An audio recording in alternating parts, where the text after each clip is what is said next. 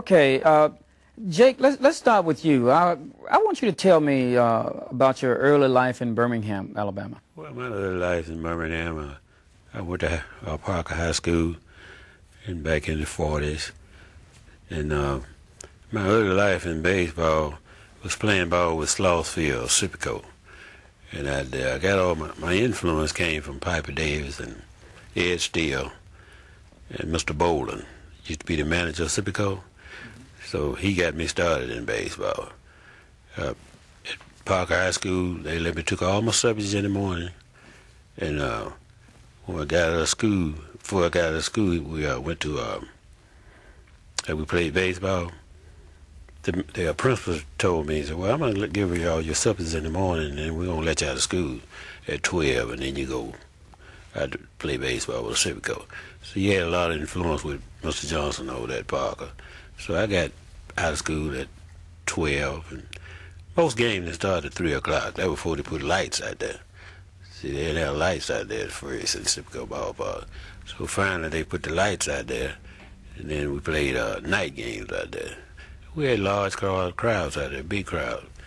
So Piper Davis, Artie Wilson, and Ed Steele was my influence in baseball. That's why I was playing. That's why I'm playing. We're playing then. I ain't playing today, but I might be able to play today. But Ed Steele, Piper Davis, and Mr. Bolden. See, I was playing shortstop. I started off playing shortstop. And I could catch the ball, but I always threw the ball over the first baseman's head all the time, you know. So Mr. Bolden said, well, let me see. Then they had a kid to come down from Virginia named Cooper. And maybe he could play shortstop, he could pick it clean. So Mr. Bolden told us, well, I'll tell you what. He said, I'm not going to sit you down. So you're too good a hitter. So what we're going to do, we're just going to, you ever played outfield? I said, I can play anywhere. Just give me a glove and a ball and a bat.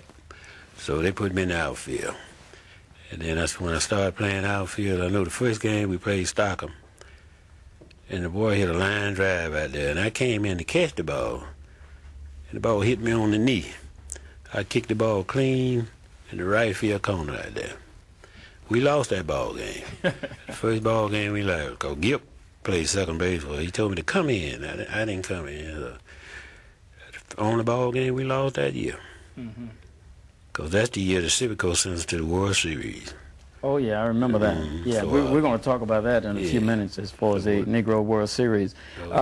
Yeah, Jake, tell me about your early life. Not in Birmingham, I'm sure. Now, where was it? My early life? Yeah, I want to know about your early life and wherever that little city that you grew up in. That's Fairfield. Okay, I knew that's that. Okay. Hometown of Willie Mays. Yes, I know. Okay.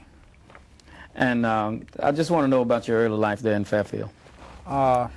It was rough for me. I lived in a community called Annisburg, all day streets. We can start on this corner and jump from house to house, you know, over the porch. This is how I learned to jump and run, by just starting on one end and go to the other end.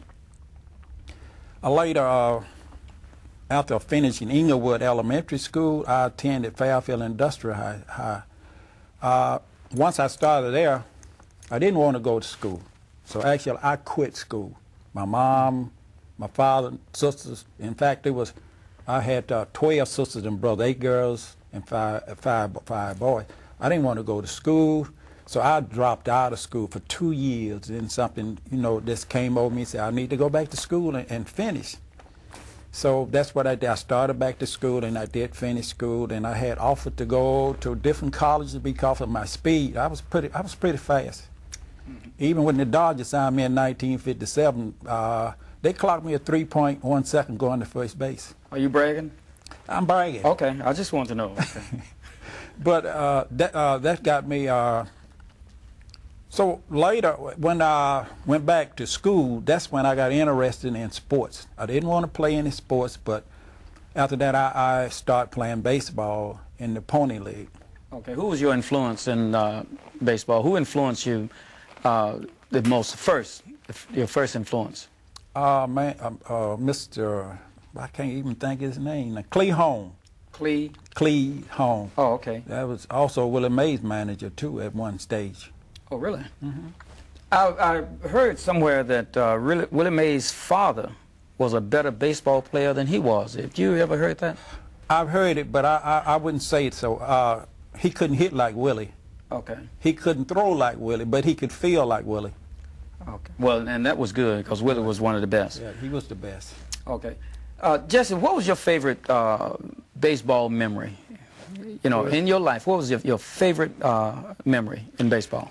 Well, one of my favorite memories that we used to play a lot of white teams up in Illinois and all up through that way.